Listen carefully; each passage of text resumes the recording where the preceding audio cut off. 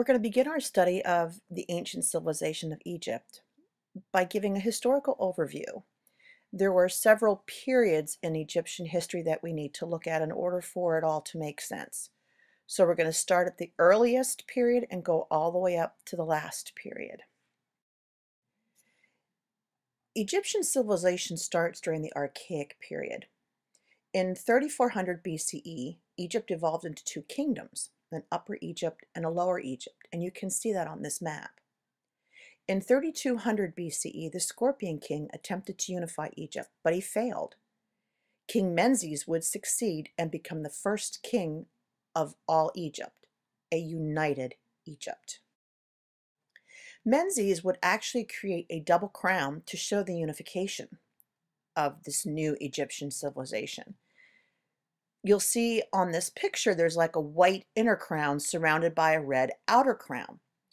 Well, those two different colors were meant to represent the two different parts of Egypt brought together under Menzies as a united and a whole government. The first capital of this unified Egypt was at Memphis, and the arrow shows you where Memphis is located along the Nile River.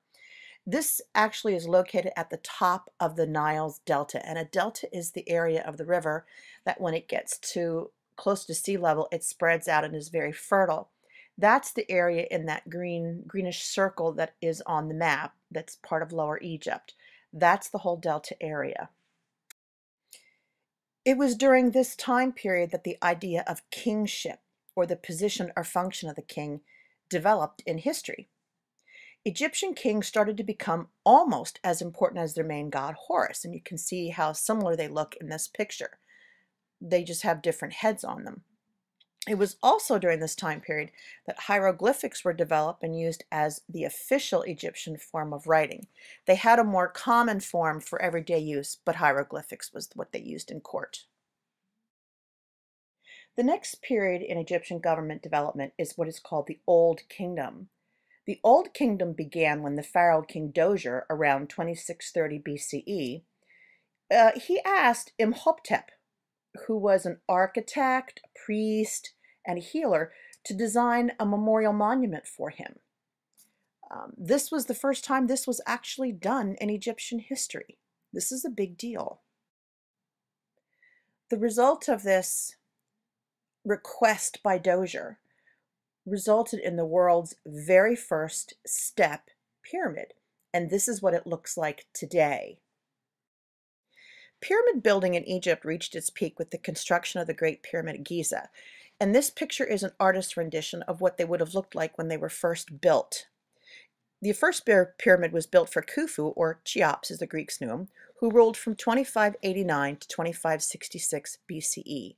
And the pyramids are considered one of the seven wonders of the ancient world. This is what the complex at Giza looks like today. So you can see there's a huge difference. There's no longer this smooth limestone finish that covered them and made them look very crisp and very new.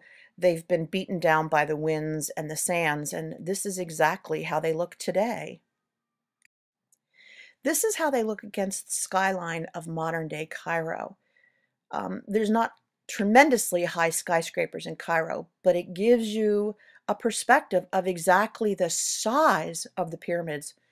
And of course, you can also see the amount of smog they have in Cairo today, which has not done much to preserve the pyramids and other ancient construction that has managed to survive. But it is a very, very interesting perspective and a chance to see how truly large they were. The Old Kingdom was a golden age of peace and prosperity, but all good things must come to an end, and the Old Kingdom ended when the nobility and the priesthood of Ra, or the sun god, started to gain tremendous power. By 2181 BCE, civil wars broke out all over Egypt because of this power struggle between the nobility and the pharaoh. And the Old Kingdom ended, and the first intermediate period started. And this is, by the name, first intermediate period, would tell you there's going to be more that will follow.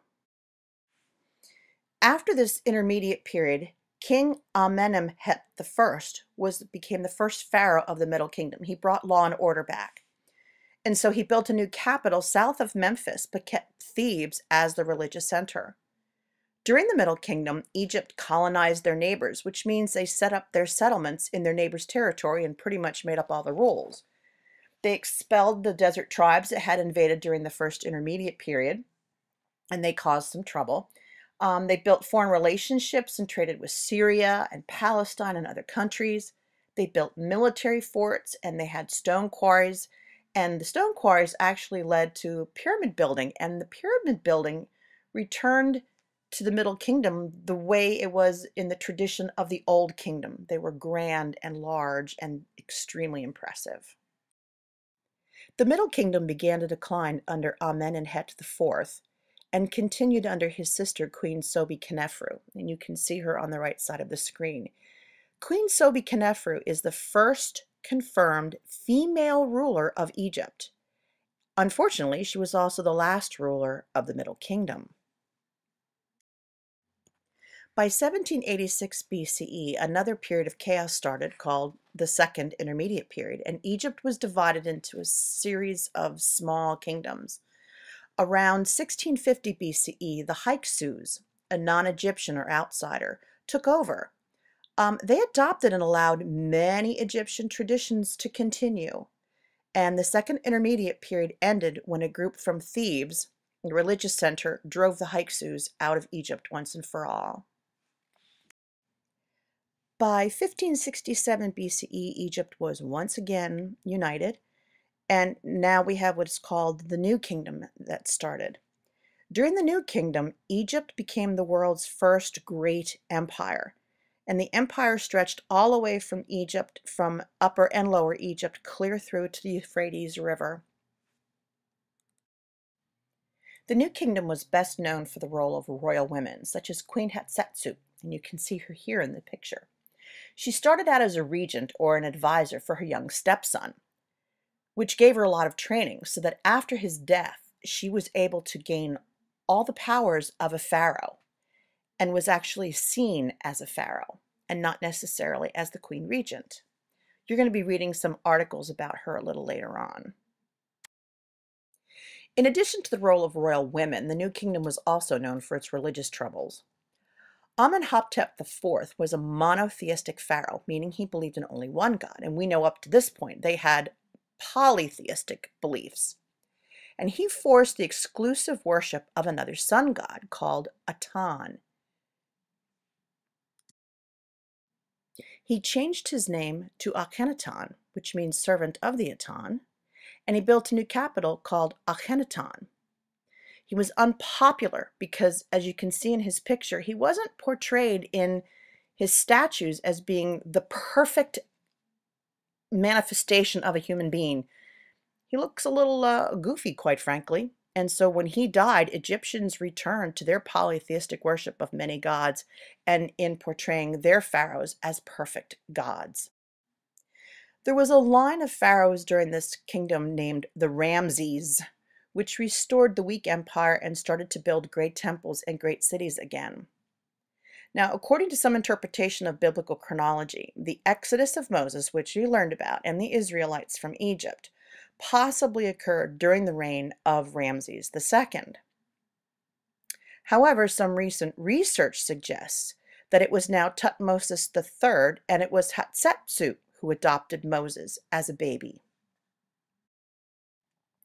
All of the New Kingdom rulers, except Akhenaten, were buried in deep, rock-cut tombs, not periods, in the Valley of the Kings.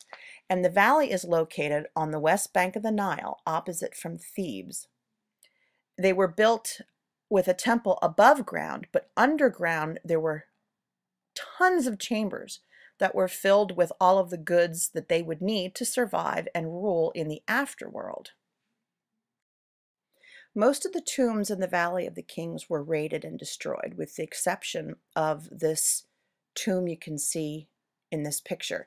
This is the tomb and the treasure of Tutankhamun, and it was discovered pretty much untouched in 1922 by Harold Carter. A recent discovery is the beautiful tomb of the last great king of the New Kingdom, and that was Ramses III. His tomb was relatively well preserved. There is still material coming out about Ramses III's tomb, but you can see his statue on the left side, and on the right side is a rather well-preserved mummy of Ramses III, right down to his teeth.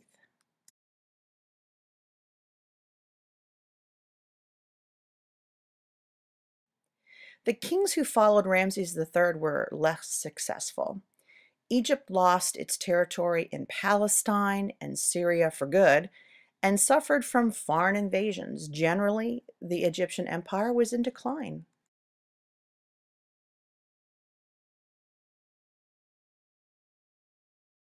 The next 400 years were known as the Third Intermediate Period, and it saw very important changes in Egyptian politics, society, and culture. Foreigners grabbed power for themselves, and chaos once again returned until the Assyrians took over and unified Egypt once again. A reunified Egypt didn't last very long. Egypt became part of the Persian Empire, and their rulers ruled the country like native Egyptian kings did, including supporting religion, building programs, and restoring temples. After the Persians and Alexander the Great had their chance to rule Egypt, the Ptolemy pharaohs, who were Greek, were the last dynasty. And the last ruler of Egypt was the legendary Cleopatra VII, and she ended up surrendering Egypt to the armies of the Roman Empire. Rome ruled Egypt for 600 years, and in the left-hand corner, there is a Roman amphitheater that was excavated in Egypt. It was during the time of the Romans that Christianity became the official religion of Rome, including Egypt. And in the right-hand corner is an excavated church built during the Roman Empire.